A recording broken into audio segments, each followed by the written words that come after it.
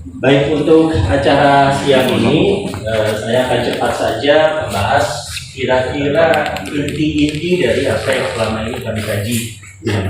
Ada slide yang saya siapkan, silakan kalau teman-teman ingin mendapatkan slide-nya disampaikan. Yang pertama, kami di Lemhanas. Ya, Pak. Kami di Lemhanas itu dibentuk 20 Mei 1965.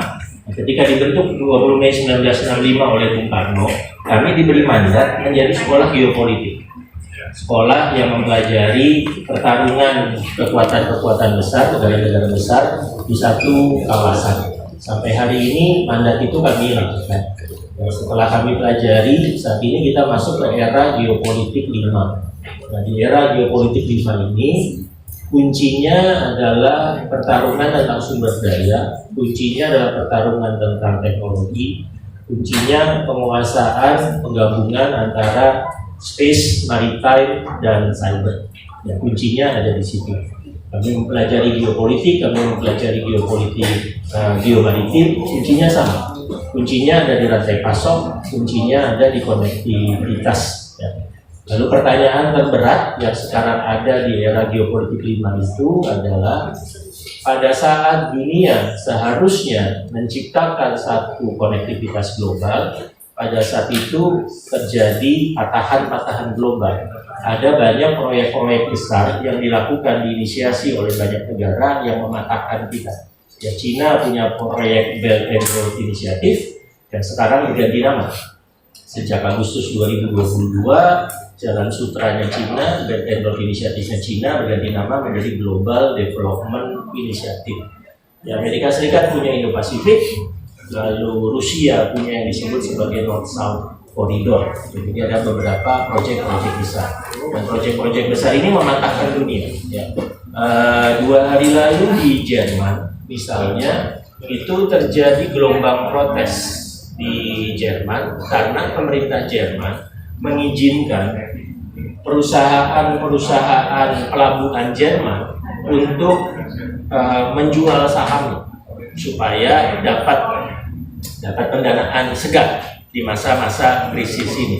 Nah, yang kemudian menakutkan atau mengkhawatirkan dari politisi-politisi Jerman ini yang bergerak lincah membeli saham-saham perusahaan-perusahaan pelabuhan Jerman, gitu, kalau kita kayaknya Pelindo, gitu ya, itu adalah COSCO. Nah, COSCO ini pelabuhan Cina. COSCO-nya masuk membeli saham pelabuhan-pelabuhan Jerman, memunculkan protes. Tapi ya undang-undangnya mengizinkan adanya investasi asing lewat kenyataan kepemilikan saham di perusahaan-perusahaan tersebut. Nah, ini yang memang mengkhawatirkan. Jadi ini tadi geopolitik 5-nya lanjut. Nah, ini yang saya sebut tadi sebagai patahan globalnya, adalah Belt and Road Initiative, dilanjutkan Global Development Initiative, ada Indo-Pasifik, ada North-South Corridor, dan ini patahan. Ya, yang di bawah katanya ada rivalitas teknologi, ada perang dagang, ya, terutama dengan Cina, lalu ada perang Rusia dan seterusnya. Ya, saya baru kembali dari Moskow yang viral tanya jawabnya Ibu Koni ya. Ibu Koni Bakri itu yang viral. Nah, pada saat Ibu Koni itu tanya berdiri, saya pas di sebelahnya. Dan saya kemudian miring-miring ke kanan supaya nggak kena kamera. Dan tampaknya berhasil, jadi saya cuma kelihatan segini saja. Saya 5 hari di sana, mendarat hari Minggu, pulang hari selesai hari Kamis, saya pulang hari Jumat. Hari Kamisnya sebelum Presiden Putin memberikan paparan ke kami dari 41 negara, itu Pak Putin itu menyampaikan paparan dan tanya jawab total 4 jam 15 menit. Panggilannya luar biasa, dari jam masuk jam 4.50, kami baru keluar hampir jam 9 malam. Mestinya ada makan malam jam 7, tapi lewat. Baru jam 9 malam makan malam penutupan. Nah, saya satu-satunya yang datang mewakili pemerintah. Yang lainnya think tank atau akademisi seperti Koni. Saya satu-satunya yang datang mewakili pemerintah dengan pesan dari Presiden. Lalu saya bertemu dengan Putin, bertiga dengan penerjemahnya, tapi protokol di sana kalau ketemu Presiden Putin tanpa karantina, walaupun kami harus PCR tiap pagi jam 7 PCR. Sebelum ada kegiatan PCR yang lolos, semua PCR-nya lolos tiap pagi. Tapi karena saya tidak karantina di satu ruangan yang ditunjuk, ketemu Putin itu jaraknya minimal 3 meter. Jadi kira-kira saya di sini ya Putin di lampu itu. Kira-kira jaraknya 3 meter, meja makan panjang seperti foto dengan Presiden Prancis ya, panjang begitu. Ya, sudah ditanya jawab, hanya mengajukan 3 pertanyaan sudah disampaikan, sudah saya laporkan ke Pak Jokowi pertanyaannya apa yang disampaikan di sana. Tapi kesan saya ketika saya ke Rusia itu adalah ini nggak akan sembuh nih. Amerika Serikat lawan Rusia, Amerika Serikat lawan Cina tidak akan sembuh. Ya, ketika saya di Moskow, tema dari acaranya ini Valdai Discussion Club. Valdai Discussion Club ini think tank dikumpulkan dari puluhan negara oleh Putin. Ini tahun ke-19.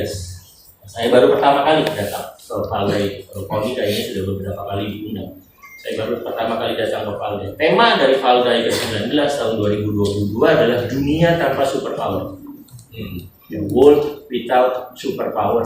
Jadi benar-benar ingin menantang Amerika Serikat. Jadi mereka tidak ingin ada superpower pengganti Amerika Serikat. Mereka tidak ingin Rusia menggantikan Amerika Serikat atau Cina menggantikan Amerika Serikat, tapi benar-benar dunia tanpa superpower. Dan dengan tema seperti ini, kemudian yang hadir kemarin 40 negara, Indonesia, India, Cina, Korea Selatan, Jepang, Pakistan, Afrika Selatan, Brasil, 41 negara yang hadir, yang tampaknya suara ini akan bergulir ya tentang dunia tanpa superpower ini tantangan terbuka ke Amerika Serikat. Ya, ketika saya mendengar pembicaraan yang ada, termasuk ketika 4 jam Putin di sesi penutup, yang pertama misalnya kita lihat sanksi ekonomi Barat ke Rusia nggak ngaruh. Saya sempat hari Kamis sorenya, hari Rabu sore, saya ke Kemhannya Rusia, ketemu wakil menterinya. Di sana, di hotel, kira-kira 40 km masuk ke Moskow, melihat situasi kiri kanan dalam perjalanan, walaupun waktu ke Kemhan, di Gorky Pub, lalu ke satu restoran di lapangan merah, jalan-jalan sekelilingnya normal. Ya, semuanya normal. Merek Amerika yang tutup itu cuma 2, McDonald dan Starbucks. Itu tutup berganti logo. Ya, McDonald tetap M, tapi M-nya tegas gitu. Ya, Starbucks tetap hijau, tapi sudah dalam tulisan Rusia.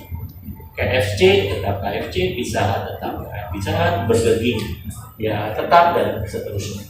Jadi tidak ada perubahan yang signifikan di Rusia. Waktu saya masuk ke mallnya itu lagi end of season sale, ya lagi musim gugur, karena sudah mau masih dingin, jadi koleksi musim gugurnya di sale oleh Rusia. LV antri, beneran antri, berbelok-belok begitu, antrinya LV. Jadi dan harganya sudah mahal.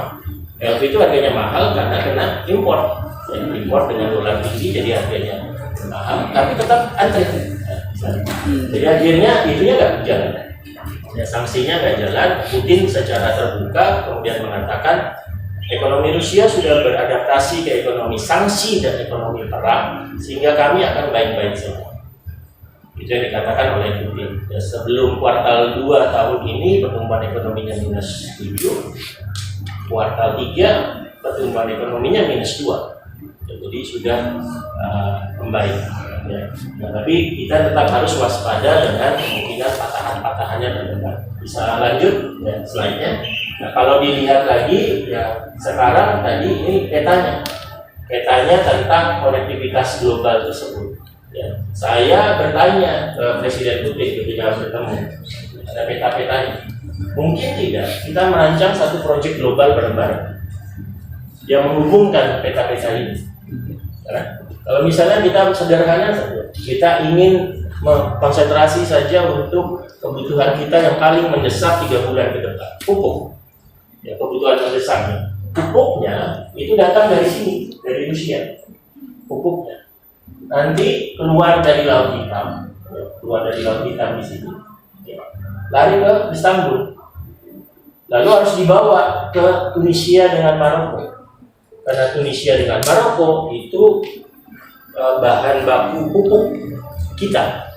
Dari Tunisia dan Maroko lari kemudian ke Delhi, dari Delhi lari ke Singapura, dari Singapura baru masuk ke pupuk Sriwijaya, baru masuk itu ke Sungai Rusia.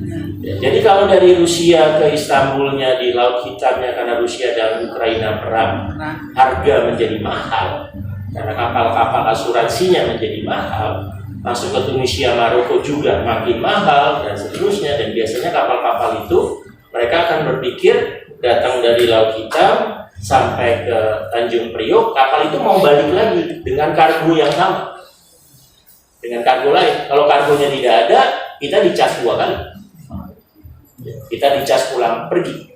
Itu yang membuatnya mahal sekarang. Jadi kekhawatiran kami terdekat adalah apa hubungannya pupuk dengan perang Rusia dengan Ukraina, karena jalurnya ternyata begitu. Ya. Dan kita mau jungkir balik seapapun untuk pupuk, nggak mungkin bahan baku yang di Rusia dengan Tunisia dan Maroko ada di kita, nggak mungkin. Mau jungkir balik kayak apa? Ya, kecuali kemudian teman-teman ilmuwan pertanian menciptakan pupuk baru. Tapi dengan pupuk yang ada sekarang nggak mungkin, pasti lewat situ. Nah itu patahan, ya patahan yang harus kita cari ya terobosannya.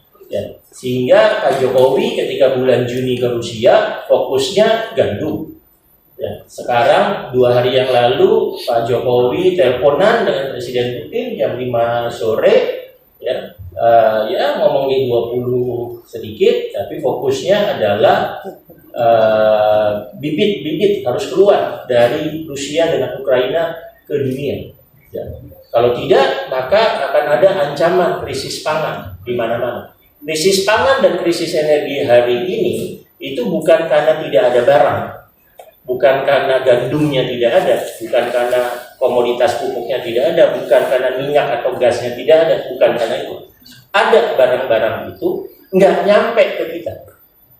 Itu masalahnya. Kalaupun nyampe ke kita dengan tingkat harga 2,5, 3, 4 kali lipat dari harga biasa, itu yang menyebabkan inflasi. Dan itu yang harus kita pecahkan bareng-bareng. Ya. Seminggu kemarin ketika saya mendarat hari Senin malam itu saya mendarat, lalu hari Selasa dan hari Rabunya bersama Pak Luhut itu harus konsentrasi karena ada pertemuan khusus di Arab Saudi membicarakan oil price cap.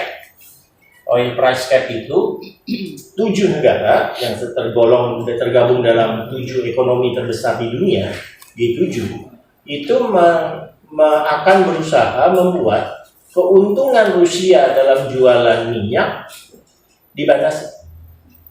Jadi kemudian mereka mengajukan 2 proposal. Proposal pertama, pelaku-pelaku pasar. Proposal pelaku-pelaku pasar ini, harga dunia kurangi 20%.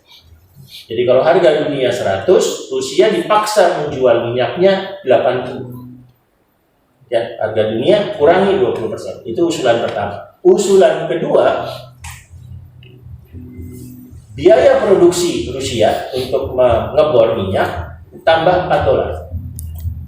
Jadi kalau biaya produksinya sekarang kira-kira 50, harga minyak Rusia 54. Kira-kira seperti itu, tambah $4 supaya Rusia untungnya cuma $4 ini. Karena sekarang untung Rusia dari minyak billion US dollar. Itu akan diputuskan tanggal 5 Desember. Akan diputuskan tanggal 5 Desember bulan depan, 1 bulan lagi. Kalau itu diputuskan, kita sedang menduga-duga, kami sedang menduga-duga reaksi Rusia apa ya? Pasti nggak happy ya, reaksi Rusia. Rusia itu sekarang memompa minyak sehari kira-kira 9,5 juta barel. Anggaplah 10 juta barel ya. Anggap 10 juta barel. Untuk kebutuhan dalam negerinya, dia cuma butuh 2 juta barel. Jadi biasanya dia ekspor 7-8 juta barel sehari. 7-8 juta barel sehari. Dari 7-8 juta barel sehari ini, 5-6 juta barel dibeli oleh negara-negara yang mau menerapkan sanksi ini. 5 juta barel katakanlah dibeli oleh negara-negara yang ingin menerapkan sanksi ini. Ya, sebagai perbandingan, Indonesia kebutuhannya 1 juta barel per hari, ya 1,2 sekarang, anggaplah 1 juta barel. Jadi 5 kali lipat kebutuhan Indonesia itu diekspor Rusia ke negara-negara ini yang mau menerapkan sanksi. Ya, Rusia sudah pasti, ya sudah, kalau begitu saya tidak akan jual lagi minyak ke negara G7 ini. Jadi tiba-tiba Rusia punya cadangan 5 juta barel. Ya. Negara seperti Cina, negara seperti India senang gua beli. Ya, gua beli. Kalau misalnya harganya mestinya 80, dunia harganya 100, Cina bilang gua beli 85. Ya kan? Udah dapat untung kan Cinanya karena beli. India juga melakukan hal yang sama. Pertanyaannya, bisa kita melakukan hal yang sama? Susah. Kenapa? Karena minyak kita harus diproses dulu di Singapura. Minyak kita mentah datang, hilang penyulingannya, adanya di Singapura. Singapura pasti nggak mau datang minyak dari Rusia. Jadi kemudian caranya adalah bagaimana cara kita membelokkan beli minyak kita yang sudah diolah. Petralite, Pertamax kita datangnya bukan dari Singapura, tapi dari Cina atau dari India. Nah, begitu dari Cina dengan India, siapa yang terganggu? Tradernya, ya, pemilik kapal tankernya kan lebih jauh. Tiba-tiba dari Singapura ke Tanjung Priok, Singapura ke Bontang, terus tiba-tiba dari Shanghai atau dari Goa ke Jakarta. Nah, itu masalah-masalah yang harus kita atasi segera. Tapi kalau seandainya price cap itu berhasil dilakukan, sebetulnya kita untung. Kita untung karena harga akan turun. Yang menjadi masalah kalau Rusia kemudian benar-benar nggak mau ngelepas sekitar 5-6 juta barel ini. Kan negara-negara ini pasti butuh minyak kan? Pasti butuh minyak, suplainya terbatas. Ya, kalau Arab Saudi masih tetap ngambekan dengan Biden, jadi prince-nya ngambek dengan Biden, ini bukan Arab Saudi ngambek dengan Amerika Serikat. Prince-nya ngambek dengan Biden, tidak mau bantu untuk energi dunia. Kalau itu terjadi, suplai minyak terbatas, kebutuhan meningkat, harga akan naik terlebih dulu, dan itu masuk akhirnya kena ke kita. Nah, salah satu yang juga kami perhatikan lanjut adalah tentang teknologi. Ya, teknologi ini yang sekarang sedang berusaha dilakukan oleh Amerika Serikat. Lagi-lagi, Amerika Serikat itu konfliknya bukan hanya tentang Rusia yang punya pengaruh ke energi, pengaruh ke pangan, tapi juga dengan Cina lewat perang teknologi. Ini daftar sanksi yang diberikan oleh Amerika Serikat untuk teknologi Cina, teknologi Amerika Serikat ke Cina. Sementara Cina sekarang sudah yang terbesar untuk memproduksi microchip. Ya, tapi Cina hanya bisa memproduksi microchip yang ukurannya 6 nanometer ke atas. Yang ukuran 345 nanometer Cina belum bisa produksi. Ya, saya bertanya ke teman-teman di Taiwan misalnya, bertanya juga ke teman-teman di Shenzhen, pusatnya Silicon Valley-nya Cina, ya Huawei dan lain-lain di sana. Berapa waktu yang dibutuhkan Cina untuk bisa benar-benar memproduksi massal 3-5 nanometer chip? Jawabannya mengejutkan saya, 18 tahun. Jadi kalau mereka mulai dari sekarang, 18 tahun lagi baru mereka berhasil ke 3 dan 5 nanometer. Kalau tidak, mereka akan bergerak ke 6, 7, 8 nanometer chip. Ya, konsekuensinya apa? Handphone produksi di Cina akan terasa ketinggalan. Tiba-tiba ukurannya membesar lagi. Ya, dari sisi marketing gampang ya. Dari sisi marketing orang akan terganggu dengan speednya. Tapi kalau dari sisi marketing, handphone membesar lagi, ya anggap saja supaya layarnya bisa nyaman dipakai nonton Netflix. Ya kan? Walaupun alasan utamanya karena dia harus memperbesar slot untuk chipnya. Ya, alasan utamanya, tapi speed akan menurun signifikan untuk handphone-handphone yang bisa menggunakan 345. Nah, 345 nanometer itu 67% diproduksi oleh Taiwan. 67%. Nah, sekarang terjadi yang namanya technological decoupling itu. Decoupling. Ya, Toyota misalnya, karena ketiadaan chip, produksi mobilnya turun 28%. Karena ketiadaan chip, lalu pendapatannya turun 34% karena tidak ada chip. Tiba-tiba inden lama. Ya. Jadi kalau ke depan jangan kaget beli mobil baru tiba-tiba speedometernya jarum lagi. Ya. Jarum, ya bukan itu vintage, bukan. Ada chip untuk menjadikannya digital. Ya lagi-lagi saya bilang nih teman-teman Astra, udah kampanyekan aja vintage. Kampanyekan mobil dengan teknologi vintage. Orang mau kok mobil teknologi vintage itu, jangan bilang bahwa tidak ada chip. Kalau bilang tidak ada chip nggak dibeli itu mobil. Tapi kalau vintage, ayo kita kembali nostalgia ke era 80-an, mungkin orang senang, gitu kan? Tergantung cara untuk membingkainya seperti apa. Karena nanti krisis chipnya akan lama. Ya, benar-benar lama. Tapi kalau sudah di tab, sudah di laptop, sudah di handphone, sudah di smartwatch, itu susah. Ya. Jadi sekarang ini harga smartwatch akan semakin naik karena barangnya akan semakin susah karena chipnya tidak ada. Ya.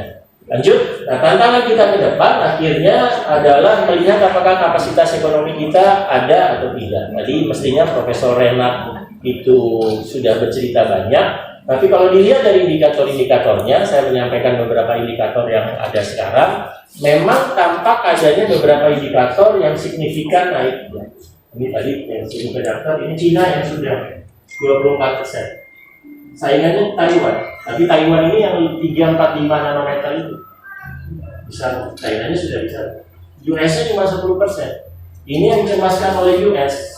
Dia mau ngambil itu, ngambilnya nggak kuat dia kompetisi sekarang. Bayangkan, ya pengusung utama liberalisme nggak kuat kompetisi. Pengusung utama liberalisme nggak kuat kompetisi, dia pakai perang dagang, pakai strategi-strategi non liberal.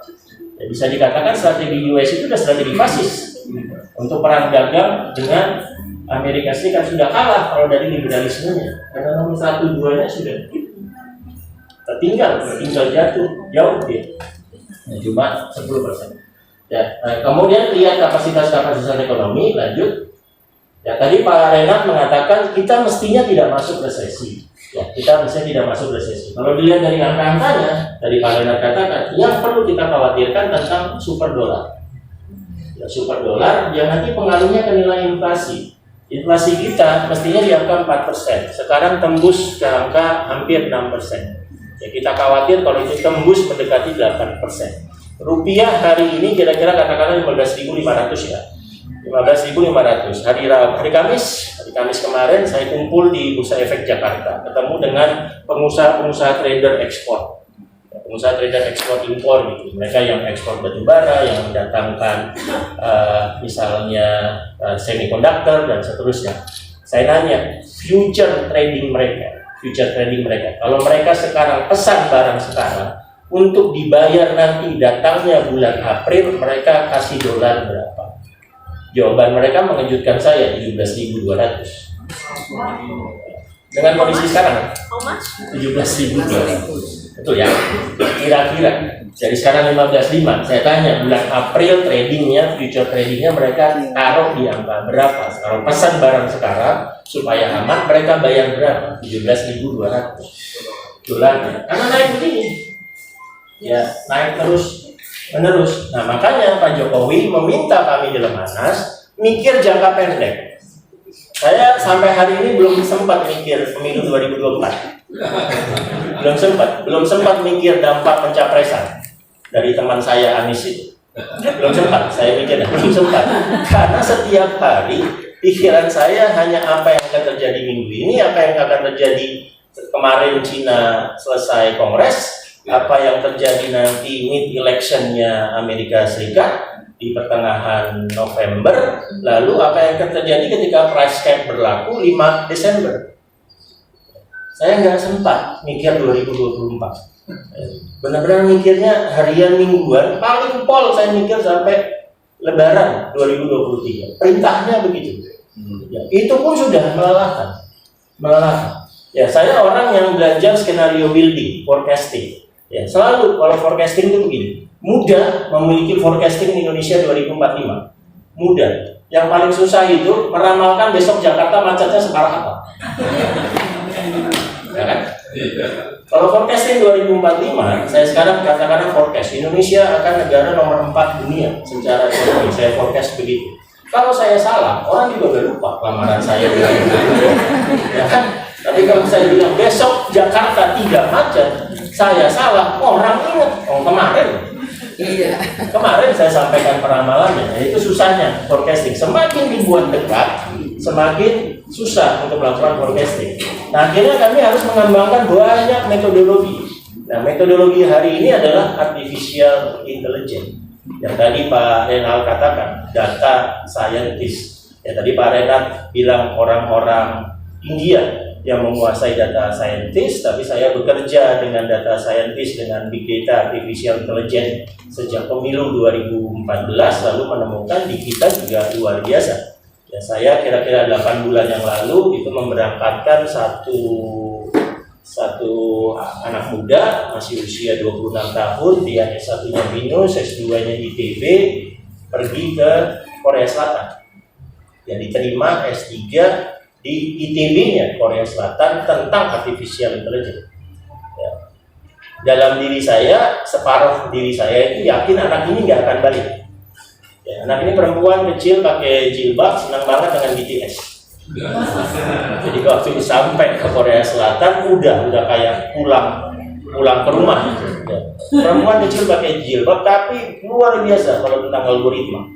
Menjadi data scientist saya dari 2016 itu luar biasa anak ini. Berangkat sekarang S3 di ITB. Bener, belum 1 bulan di sana. Udah dapat tawaran magang di Hyundai. Belum 1 bulan. Ya sudah. Kita nambah uang saku. Kalau secara kelembagaan aturan beasiswanya boleh, ya silakan magang di Hyundai. Tapi sekarang saya harus berinteraksi terus-menerus supaya nanti dia lulus kira-kira 2026 dia mau balik. Ya, dia mau balik, tapi apa yang bisa kita sediakan di sini untuk balik? Nasionalisme, patriotisme satu hal, tapi secara finansial harus juga ditanya. Saya tanya, kamu di Hyundai magang sebulan dapat berapa? Dirupiahkan 40 juta. Magang, karena dia S2. Magang di Hyundai 1 bulan 40 juta rupiah. Nah, kerja di Lemanas pasti nggak dapat segitu. Ya, lanjut. Nah, tadi ada beberapa datanya. Tadi kalau Pak Renat Kasali, ya dari data-data ini, Indonesia ada di sini, rasio hutang kita ini rata-rata yang bahaya, kita masih di situ. Misalnya pertumbuhan PDB-nya Indonesia oke, dari rata-rata inflasi kita juga masih jauh di bawah negara G20, nanti dilihat saja. Jadi mestinya kita akan baik-baik saja. Tapi baik-baik saja ini tidak given. Pemerintah harus bekerja keras banget untuk memastikan angka-angka ini berada di bawah nilai daruratnya. Ya, pemerintah keras banget. Ya, kita beruntung kita punya presiden yang namanya Jokowi. Ya, yang bekerjanya detail banget, yang bekerjanya real, ngecek lapangan banget. Ya, saya sebagai gubernur Lamanas pernah bingung ketika Pak Jokowi nanyanya sederhana ke saya. Pak Gub, coba cek telur kalau diberangkatkan dari Purwodadi di Lampung dijual di harga berapa? Bayangkan, saya minta ngecek itu. Saya minta Dandim jualan telur. Ya, sebagai Lemana saya punya koneksi jejaring dengan TNI Polri kan. Tapi Dandimnya, Pak Dandim di sana kenal dengan peternak telur. Ya sudah, tolong beli 1 truk telur, berangkatkan. Bilang ke saya, Pak Dandim belinya di harga berapa? Saya telepon juga Dandim Lampung. Dandim, nanti ada telur dari Dandim di Purwodadi, kalau mau dijual di pasar Lampung, cek harganya berapa. Nggak usah ditakutin, cek harganya berapa. Itu Pak Jokowi. Minta gubernur Lemanas ngecek harga telur dari Purwodadi ke Lampung untuk tahu selisihnya berapa. Akhirnya masalahnya adalah bukan telurnya, masalahnya truk dengan kapal. Ya, truk dengan kapalnya di sana. Nah, begitu sampai misalnya ke Merak, ke Bakahuni, menjadi masalah lagi tenaga untuk bongkar muatnya. Ya, di sana. Nah, hal-hal seperti itu yang harus dipikirkan detail. Nah, tampaknya karena Pak Jokowi memikir detail seperti itu, inflasi kita bisa 5-6%. Tidak seperti misalnya Turki yang 80%. Karena tidak dicek detail seperti itu. Lanjut. Ya, dan akhirnya ya kita sampai ke sini. Ya, kita sampai ke demokrasi 2024. Ya, kami berkeyakinan Indonesia itu butuh 7 pemilu demokratis untuk demokratis matang. 99 demokrasi pertamanya, 2019 kemarin demokrasi kelimanya, 2024 akan yang ke-6, 2029 yang ke-6, 2029 akan yang ke-7. Ya, secara konseptual ini ada penelitian panjang dulu dari teman-teman di IPI, Profesor Ikrar Nusabakti. Kenapa kita butuh 7 kali pemilu demokratis berturut-turut untuk demokrasi panjang, demokrasi matang. Di sini di titik 2024 itu ke 2019, 2014 ke 2019 memang terjadi regresi demokrasi. Kalau dilihat dari indeks global, indeksnya Economic Intelligence Unit, misalnya indeks Freedom House, ya terjadi penurunan kualitas demokrasi. Regresi demokrasinya terjadi. Nah, saya sebagai gubernur itu juga diberi tugas untuk membantu kalau Pak Jokowi diberikan daftar pertanyaan, ingin diwawancara oleh media-media asing. Ya, kemarin berturut-turut itu dari BBC, Economist, lalu ada satu dari New York Times. Ya. Salah satu pertanyaan konsisten mereka dari wartawan-wartawan media-media asing ini tentang kualitas demokrasi yang dikatakan menurun. Datanya memang menunjukkan menurun. Ya, pertanyaannya apa yang membuat kita turun demokrasinya? Ya, jawaban pertama hoax.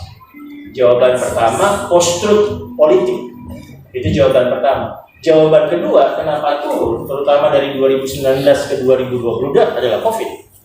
Begitu pemerintah menetapkan pembatasan, itu dinilai oleh mesin demokrasi sebagai penurunan demokrasi. Tapi terjadi di seluruh dunia. Terjadi di seluruh dunia di masa COVID, terjadi regresi demokrasi.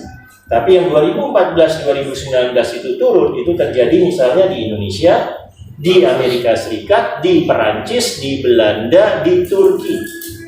Terjadi penurunan demokrasi. Salah satu yang menyebabkan demokrasi turun tadi sudah ditanyakan adalah post-truth. Ya, adalah mesin hoax. Ya, adalah semprotan dari hoax itu selama pemilu itu. Jadi kami kemudian di Lemhanas bulan Agustus menyelenggarakan seminar nasional tentang konsolidasi demokrasi. Temanya yang tadi ditanyakan, mereduksi politik identitas. Itu temanya. Pak Jokowi memberikan keynote speech di situ. Pesan Pak Jokowi di keynote speech itu mengejutkan kami. Pesan Pak Jokowi di keynote speech itu adalah 2. Yang pertama, cari cara melakukan digitalisasi demokrasi. Itu pesan pertama Pak Jokowi. Pesan keduanya, buat algoritma kebangsaan. Ya, algoritma kebangsaan itu kira-kira, saya pernah punya pengalaman begini nih. Saya mau terbang di ruang tunggu, saya perhatikan koper kabin saya rodanya patah. Ya, jadi di ruang tunggu bandara saya masuk, nggak bermaksud beriklan, ke Tokopedia. Lalu saya ketik koper kabin, karena saya mau di depannya ada kantongnya, saya pakai bahasa Inggris. Kabin, luggage, sleeve, ada kantongnya, sleeve. Muncullah beberapa pilihan. Ya, dari yang paling mahal sampai yang biasa-biasa aja muncul di Tokopedia. Saya pergi memutuskan belinya nanti aja ketika saya pulang. Saya pergi 3 hari. Saya pergi 3 hari, saat itu dimanapun saya buka media online, media sosial saya dikejar koper kabin. Di Detik koper kabin, di Kompas koper kabin, saya buka Instagram koper kabin. Kemanapun saya berkunjung, saya dikejar algoritma koper kabin. Ya kan? Tapi saya menggunakan media online, media sosial, belum pernah dikejar algoritma Pancasila. Saya belum pernah dikejar algoritma Bhinneka Tunggal Ika. Nah, itu pesan Pak Jokowi. Buat algoritma itu. Udah, kami sudah rapat berkali-kali membuat algoritma kebangsaan itu. Sudah sih diluncurkan Pak Jokowi sebelum 28 Oktober. Lihat aja di Instagramnya Pak Jokowi. Tapi ini baru embrionya. Nah, teman-teman hari ini kan memakai kata kebangsaan. Ada festival kebangsaan. Nah, monggo kami dibantu. Monggo kalau tadi ini perintah Jokowi loh, algoritma kebangsaan ini. Monggo kalau bisa menemukan caranya. Kami sudah berbicara dengan platform-platform. Ya, platform-platform termasuk anak-anak muda yang baru menciptakan platform sudah kami ajak gabung. untuk membuat algoritma kebangsaan itu. Jadi saya bilang, kalau saya bisa dikejar oleh algoritma Popper, masa sih negara ini tidak bisa membuat warganya dikejar oleh algoritma kebangsaan. Nah, salah satu contoh yang mengkhawatirkan saya pernah ngecek itu ketika Pak Jokowi tentang algoritma kebangsaan. Saya pernah ngecek ngetik kata Pancasila di YouTube. Lalu saya short berdasarkan view terbanyak. Nomor 1 itu lagu Garuda Pancasila. View terbanyak. Lagu Garuda Pancasila ada artis kecil yang menyanyikannya. Itu view terbanyaknya. View kedua terbanyak yang mengkhawatirkan saya, tawuran pemuda Pancasila. Konten Pancasila sendiri nggak ada. Itu kegagalan kita selama ini masuk ke algoritma itu. Nah, tapi dunia seperti itu kan? Ya, dunia seperti itu dan kita gagal masuk ke situ. Itu sesuatu yang konkret yang harus kita selesaikan segera. Jadi kalau tadi ditanya, bagaimana mereduksi politik identitas, hoax kalau kita sekarang taruhnya ada di platform media? Ya, satu memang ada kontrol kendali pemerintah terhadap itu. Tapi yang kedua yang paling penting adalah semprotan algoritma kebangsaan. Baru yang ketiga, semprotan algoritma kebangsaan diharapkan akan menghasilkan yang ketiga. Yang ketiga itu apa? Literasi digital. Literasi digital ketika orang bisa memilah-milah sendiri. Ya. Saya dari Moskow itu saya ke Amsterdam. Saya ke Amsterdam karena anak saya dengan ibunya sekolah di sana. Istri saya sedang S3 di sana. Ya. Kami tidak menduga bahwa universitasnya benar-benar mengubah kebijakannya dari online menuju offline. Dulu diterima online, jadi kami pikir 4 tahun online S3 selesai. Ternyata peraturan di sana berubah dari online harus offline. Berangkatlah anak saya satu SMP di sana. Tapi ketika saya jalan-jalan hari Sabtu, saya tahu anak saya sudah punya filter di dirinya tentang apa yang baik, apa yang buruk, apa yang positif, apa yang negatif. Ketika saya jalan-jalan di Amsterdam Sentral menuju mengarah ke Chinatown, saya mau jalan ke depan, anak saya megang, nggak boleh, itu red light district, nggak boleh. Saya polos gitu kan, polos. Red light district itu apa? Pokoknya nggak boleh. Ya kita jalan-jalan kami, tiba-tiba masuk ke gang, ya red light district. Masuknya red light district itu dengan instalasinya kan. Saya begitu masuk gang, kan masuk kanan begini. Saya bilang, waduh, namanya Bion. Waduh, Bion, kita masuk ke sini. Ya sudahlah, apa boleh buat, kita lewatin cepat ya. Terus saya bilang, kamu jangan lihat kanan. Jangan lihat kanan, kamu lihat kiri aja. Terus dia bilangnya, di kiri juga ada. Ini juga ada, ya udah terpaksa lewat lah kami cepat-cepat. Nah, tapi yang saya ceritakan itu anak saya yang usia 12 tahun sudah memiliki literasi ya tentang itu, sudah memiliki literasi sehingga ya saya agak antang. Oke, anak saya di Belanda itu terjadi, dia merasa itu belum boleh untuk dirinya. Nah, literasinya ada. Nah, bagaimana kita meningkatkan literasi digital itu? Secara kelembagaan sekarang kita ada BPIP. Ya, untuk kita mungkin yang saya mahasiswa 90-an BPIP, wadah ini P4 berulang. Ya kan? Ini P4 berulang. Tapi kalau BPIP-nya tidak kita bantu untuk mengarah ke algoritma kebangsaan tadi, mengarah ke literasi digitalnya, ya sudah, kita tidak punya siapa-siapa. Secara kelembagaan di pemerintah kita tidak punya siapa-siapa. Nah, itu tantangan kita. Nah, teman-teman di sini punya nama yang sangat oke. Untuk acara ini, festival kebangsaan. Festival kebangsaan mestinya ujungnya adalah literasi tersebut. Literasi ketika tahu, begitu ada konten satu didorong secara literasi, ini bukan kita. Ini memang lagi menyerang kita. Ya. Terakhir, ada peramalan saya, yang tadi gampang kalau meramalkannya sampai 2045. Ya. Tapi terakhir saya mau cerita tentang TikTok. Ini peramalan sampai 2045. Indonesia itu, ini yang sungguh ini, itu sumbu nasional. Ekonomi dengan politik saya tumpuk jadi satu, yang sebelah sana positif. Sumbu di sini sumbu global. Sana positif, sana negatif. Yang ini tidak bisa kita kendalikan. Yang global ini tidak bisa kita kendalikan. Ini yang sekarang kita lagi sekeras-keras. Globalnya sekarang ke bawah. Globalnya ke bawah.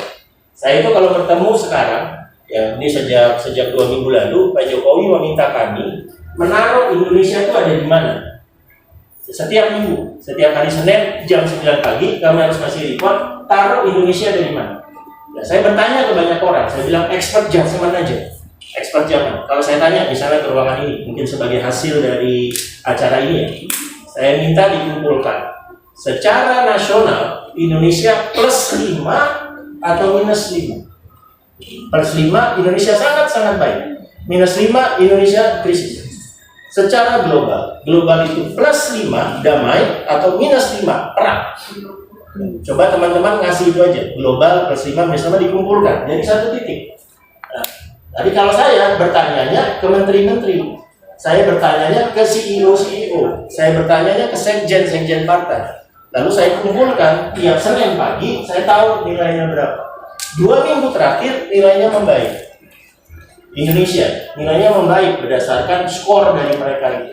Nilainya membaik. Nah, ini kualitatif, expert judgment. Tapi secara global ke bawah, sehingga kita di sini.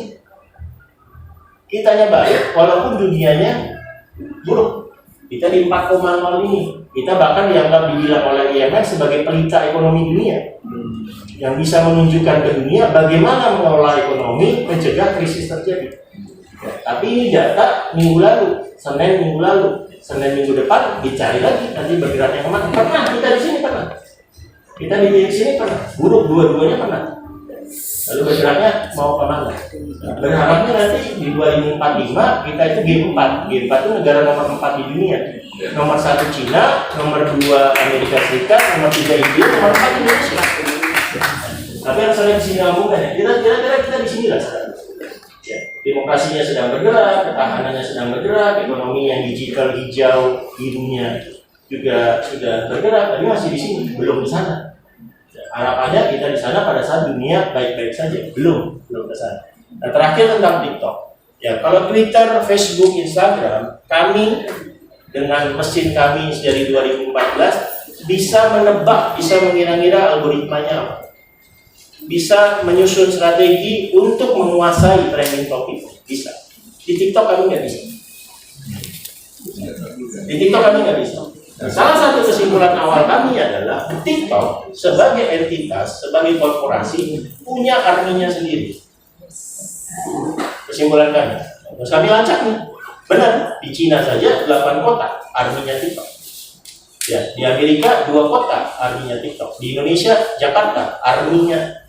Korporasi itu punya arminya sendiri. Dia yang menentukan hashtag apa yang naik, apa hashtag yang turun. Ya.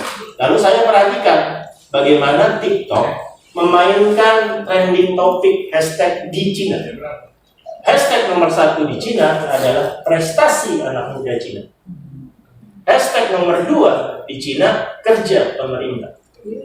Hashtag nomor 3 di Cina e-commerce, jualan.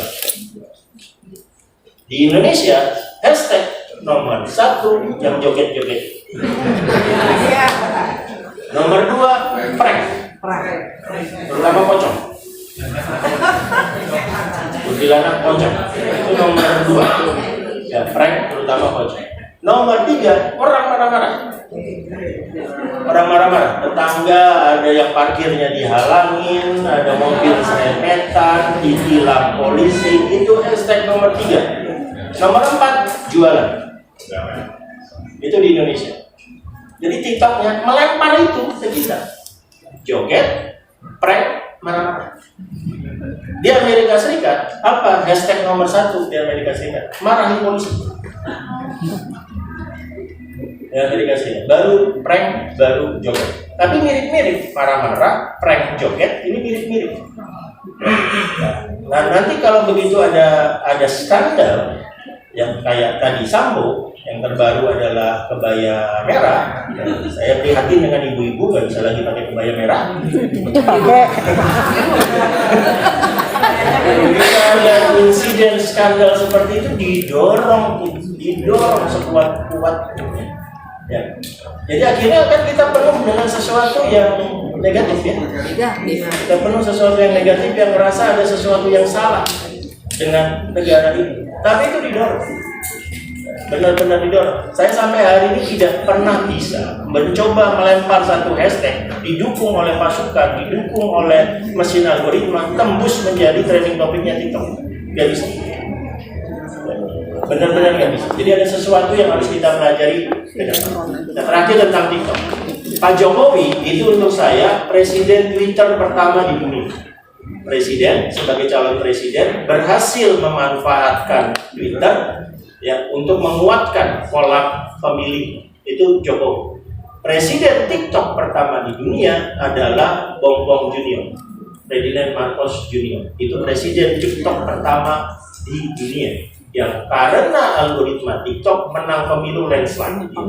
Nah, waktu Bongbong itu menjadi memenangkan pemilu Filipina, TikTok itu hanya pakai dua narasi. Narasi pertama, Filipina masa Imelda, masa Ferdinand adalah Filipina yang oke. Ferdinand Marcos adalah pemimpin yang disegani dunia, yang bisa ketemu Paus, bisa ketemu Ronald Reagan, bisa ketemu Soeharto, bisa ketemu Lee Kuan Yew. Itu narasi satu. Filipina masa Marcos oke. Jadi kayak enak zamanku toh. Kira-kira itu. Narasi pertamanya itu. Narasi kedua adalah Ferdinand Marcos Junior berasal dari keluarga yang kaya raya sehingga dia nggak mungkin korupsi. Tidak ada korupsi. Tidak mungkin korupsi, bahkan akan menggunakan kekayaannya membantu Filipina. Dan selama TikTok melempar narasi-narasi itu, bongbongnya nggak kelihatan, nggak ada fotonya, nggak ada videonya, nggak ada, sama sekali nggak ada. Menang dia landslide. Dan sekali lagi, ini bukan pasukannya Bongbong, ini bukan relawannya Bongbong, ini arminya entitas korporasi mendorong itu. Itu yang harus kita hati-hati. Ya, bermain di situ. Jadi pilihan kita itu sederhana. Kalau kita tidak bisa akhirnya memakai itu, ya harus kita bunuh. Ya, TikToknya harus kita bunuh itu berarti. Jadi kita harus meminta semuanya keluar out secepat-cepatnya dari situ, karena itu ternyata menjadi mesin propaganda satu entitas korporasi tertentu yang di belakangnya state. Ya, kalau seandainya nanti ternyata menguntungkan kita, ayo kita manfaatkan. Tapi kalau tidak, ya itu yang harus kita hitung benar-benar. Nanti gangguannya adalah gangguan demokrasi ke depan. Nah, jadi moga-moga apa yang saya sampaikan ini membentuk kewaspadaan kita, tapi kita tidak bisa lepas lagi. Apa yang terjadi di kita sampai pemilu 2024 atau yang sempit, pendek sampai logistik Lebaran 2023 itu sangat-sangat terpengaruhi dengan pertarungan global yang ada. Itu dari saya. Terima kasih.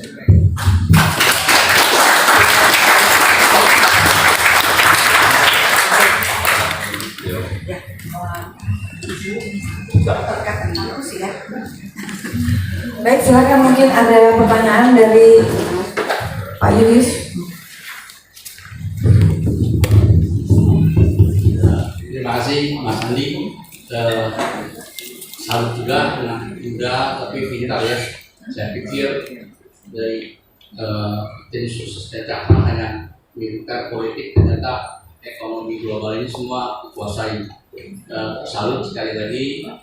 Lalu yang pertanyaan saya tadi Mas Andi kan nggak bisa berpikir yang jangka panjang, maksudnya yang jangka pendek. Nah, yang bulan ini aja kira-kira presidensi G20 ini kira-kira apa dampak positifnya buat bangsa kita, lalu ada negatifnya mungkin ketidakhadiran petinggi dunia atau apa mungkin itu.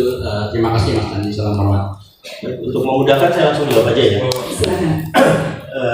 Jadi yang pertama, kalau sampai akhir November, satu, kami tetap mengkaji perubahan yang ada di China ya setelah Kongres 20 kemarin. Ya, tampaknya sekarang sih ada konsolidasi, ada disebutnya Game of Four baru yang menguatkan Xi Jinping. Tapi kami juga menyadari bahwa ketika Xi Jinping berusaha mengubah 7 dari beberapa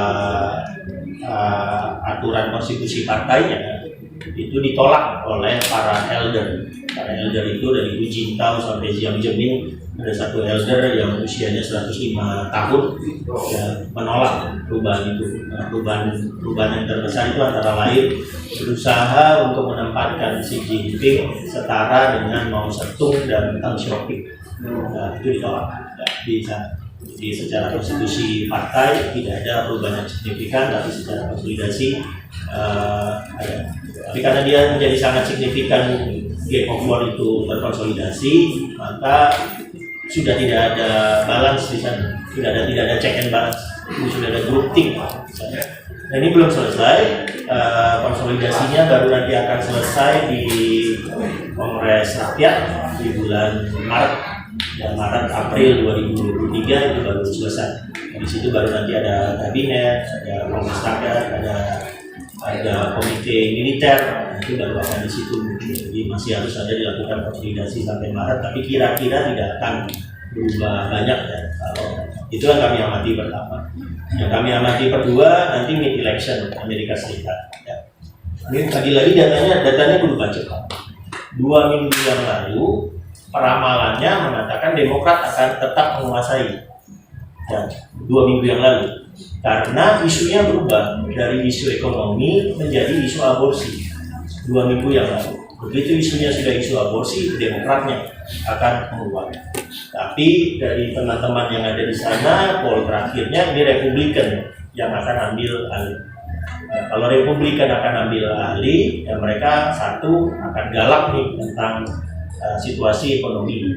Dan signalnya kalau Republikan ambil alih, Arab Saudi kemungkinan mau berbicara lagi dengan Amerika Serikat untuk minyak.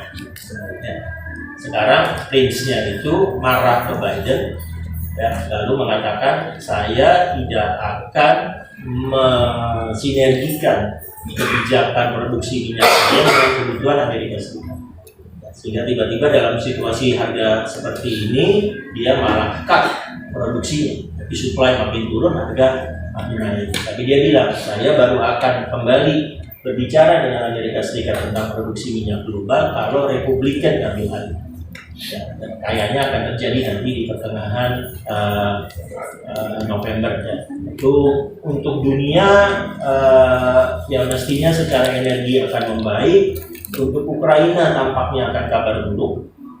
Ukraina karena kongres yang baru kemudian betul-betul akan sangat-sangat menekan supaya ada rasionalitas dalam pemberian bantuan, ya, terutama militer ke Ukraina. Mengapa Ukraina itu dipandang sebagai negara yang negatif di Eropa? Karena disitulah terjadi penyelundupan besar-besaran ke Eropa. Ya, orang Eropa kalau menyelundup kemana-mana, ya ke Ukraina. Dari Ukraina ada Odessa yang besar, terus ada pelabuhan-pelabuhan tikus kecil-kecil itu menyelundup kemana-mana. Jadi Amerika Serikat sendiri sudah Newsweek kira-kira 1 bulan yang lalu itu mengatakan bagaimana bantuan senjata yang diberikan oleh NATO Amerika Serikat tiba-tiba ada di Suriah, tiba-tiba ada di Libya. Javelin yang mestinya dipakai untuk menghancurkan tank Rusia tiba-tiba sudah diselundupkan ke sana. Ya, ketika saya di Moskow itu Putin secara terbuka mengatakan saya sudah berkali-kali bilang ke IAEA itu Badan Pengawas Atom nasional internasional di bawah PBB bahwa itu bahan-bahan radioaktif plutoniumnya di pembangkit listrik nuklirnya Ukraina sudah dicuri, diselundupkan kemana-mana. IAEA-nya sudah tutup mata saja. Jadi nanti saya khawatir akan ada dirty bomb. Dirty bomb itu bahan itu diselundupkan, dirakit menjadi bom meledak di mana? Bisa di Ukraina, bisa juga di negara-negara lain. Ya. Dirty bomb itu sudah di warning. Karena Ukraina seperti itu, pandangan globalnya, sentimen global seperti itu, orang takut untuk melakukan pembenahan atau memberikan bantuan secara signifikan ya, ke sana. Masalah gandum misalnya. Gandum itu yang kita atur, Pak Jokowi atur bersama Mesir, bersama Turki adalah mengalir dari Odessa ke Istanbul. Ya, dari Istanbul itu mengarah ke Delhi, dari Delhi baru ke Afrika. Tapi yang kami catat, yang mengarah ke Delhi itu cuma 4%. Ya, 70% tetap ke Eropa Barat. Sisanya nggak tahu. Benar-benar nggak tahu. Nah, ya hal-hal seperti itu yang membuat Ukraina akan susah. Apalagi nanti begitu Republikan yang ambil alih akan berbeda dengan kebijakannya Demokrat. Nah, hal-hal seperti itu yang kami amati. Jadi ke depan Pak Jokowi akan sangat sibuk, akan ada G20, sekarang COP27 di Mesir, lalu akan ada ASEAN. Dan begitu ASEAN ada isu Myanmar, ada isu Timor Leste yang mau bergabung ya ke ASEAN. Saya juga sebagai gubernur itu diberi tugas untuk mempererat kerjasama Indonesia Timor Leste. Jadi begitu para Mosorta datang 19 Juli jam 4 sorenya saya dipanggil Presiden di Bogor. Lalu pertanyaannya, Pak Gub dulu tugas atau sekolah di Timor Leste kan? Iya Pak, waktu SD, saya kelas 2, kelas 3, kelas 4 SD di sana. Terus saya cerita lah, waktu Sanana Gus mau ditangkap, yang nangkap itu panglimanya ayah saya. Nah, saya pangkolakop di situ. Jadi Sanana ditangkap subuh-subuh, saya dibangunkan ayah saya subuh-subuh. Lalu, nih bantu mamamu buat sarapan. Saya bantuin buat kopi, buat roti bakar. Saya sajikan. Ada saya yang melihat ada orang pakai celana pendek, pakai singlet. Sanana. Jadi saya berkali-kali main catur dengan Sanana di penjara. Temenin main catur di penjara. Jadi ke sana kayak pulang. Dan saya di sana kelas 2 SD tahun 78. Ya terus menerus setiap tahun sampai tahun 99 selalu main ke sana, ke Duli, ke Bakau, ke Los-Palos. Tapi karena saya kajian militer, waktu Pak Jokowi bilang itu coba bantu Indonesia cari gagasan kajian Timor Leste dengan Indonesia di perbatasannya seperti apa. Karena saya kajian militer, pertanyaan saya pertama adalah butuh ngirim tank berapa? Bukan ekonomi, ekonomi ya sudah. Kalau enggak selalu saya ngirim tank ke perbatasan supaya tidak ada penyelundupan segala macam. Tapi dari situ kemudian ada isu APEC, ya karena ada isu APEC, ya isu APEC ini ya nanti Amerika Serikat akan mendorong Indo-Pasifik, Cina akan mendorong gagasan barunya tentang Global Development Initiative. Global Development Initiative Cina yang akan menggantikan Belt and Road Initiative. Nah, Cina itu karena COVID, kapasitas produksi pabrik-pabriknya kira-kira 51% karena COVID. Ya, jadi nanti begitu kira-kira nanti begitu ada kabinet baru, COVID-nya dilepas, tidak lagi zero policy-nya Cina dilepas, produksinya akan naik. Ya, akan naik mengarah ke 60 ke 70. Kabar baik atau kabar buruk itu bisa dipilah-pilah. Saya bicarakan dulu kabar buruknya dulu. Kalau nanti kapasitas produksi itu dinaikkan oleh Cina, dia butuh batu bara, dia butuh solar. Ya, kapasitas dunianya masih sedikit. Jadi sekarang yang kami amati benar-benar itu bukan Pertamax, bukan Petralite. Yang kami amati benar-benar adalah solar untuk pabrik-pabrik. Karena solar di seluruh dunia ini semakin lama semakin kecil penggunaannya, kilang-kilangnya semakin sedikit. Dan sekarang kilangnya penuh. Ya. Sekarang Eropa harga energi memang naik karena pengaruh gas yang rusak, pipa gas yang rusak. Tapi selain dari gas, Eropa baik-baik aja. Saya Belanda, saya ke sana baik-baik aja mereka dari energi. Kenapa? Karena mereka dapat limpahan energi yang dibeli Cina tidak dipakai oleh pabrik-pabrik di Cina, dijual ulang ya, di route ke Eropa. Dan sekarang Eropa itu kemarin rapat tengah malam dengan teman-teman di Abu Dhabi, rapat tengah malam di sana itu di Eropa itu masalahnya ini ada bahan bakar minyak mau datang dari Cina dengan tangkar-tangkar raksasanya. Di Eropa tidak ada storage. Storage apa? Di Eropa. Ya, lagi-lagi masalahnya itu bukan barangnya tidak ada. Masalahnya di distribusinya, entah kapalnya, entah asuransinya, entah jalurnya. Kalau sekarang storage-nya, storage untuk nyimpen bahan bakar yang datang dari Cina ya penuh di seluruh Eropa. Nah, kalau ditanya kenapa nggak bangun storage baru untuk ukuran energi 7 tahun. Ya, kalau udah ada tanahnya, kalau udah ada tanah, udah ada izinnya 7 tahun baru bangun storage-nya sendiri. Jadi masalahnya masalah jangka pendek. Tapi penyelesaian strukturalnya 7 tahun, 12 tahun nggak ketemu antara terobosan solusi jangka pendek dengan masalah-masalah ini. Nah itu yang harus kita atasi. Nah untuk itu memang kami di pemerintahan, termasuk kami di Lemhanas, tidak bisa berpikir idealis. Kami harus berpikir pragmatis, mencari celah. Ya, benar-benar mencari celah gitu. Ini jangan dikutip ya. Tapi kalau misalnya setan menawarkan bantuan hari ini, kami ambil. Tapi dosanya itu belakangan. Dosanya itu belakangan. Kami ambil dulu karena benar-benar harus pragmatis, realistis, nyari terobosan terus menerus. Ya, kita salah langkah satu saja. Ya tiba-tiba ya tadi misalnya apa pengaruhnya gandum dengan Indonesia? Ya gandum dengan Indonesia Piala Dunia, bingung lagi orang-orang. Ah, gandum dengan Piala Dunia. Kalau kemarin Juni Juli gandum itu tidak keluar, 70 juta ton gandum tidak keluar dari Ukraina, 80 juta ton gandum tidak keluar dari Rusia. Pabrik-pabrik mie instan kita berhenti produksi bulan Oktober. Bulan Desember anak-anak muda nonton Piala Dunia enggak ada mie instan. Enggak ada mie instan. Jadi kami udah siap-siap tuh. Saya udah siap-siap dengan Menpora, dengan teman-teman kayak Farhan di Komisi 1 yang memang dekat dengan Persib gitu kan, sebelum Kanjuruhan udah ngomong dengan Persebaya, dengan Arema, ayo kita kampanyekan nonton Piala Dunia makan kacang. Udah siap, udah senang tuh. Udah 2 kelinci udah siap, udah senang. Kampanyenya makan kacang karena nggak bisa kampanye makan Indomie. Nggak usah dikampanyekan aja, mereka nanti final nyiapin Indomie. Nggak usah dikampanyekan. Jadi harus siap-siap singkong rebus, pisang rebus, kacang. Udah harus siap-siap secara. Tapi untung gandumnya ngalir. Karena gandumnya ngalir, udah relax kami. Mie instan aman. Instan aman dengan harga yang normal. Ya sampai gitu loh mikirnya. Sampai benar-benar kayak gitu mikirnya. Dan yang mikir kayak gitu siapa? Jokowi. Bukan saya, Jokowi.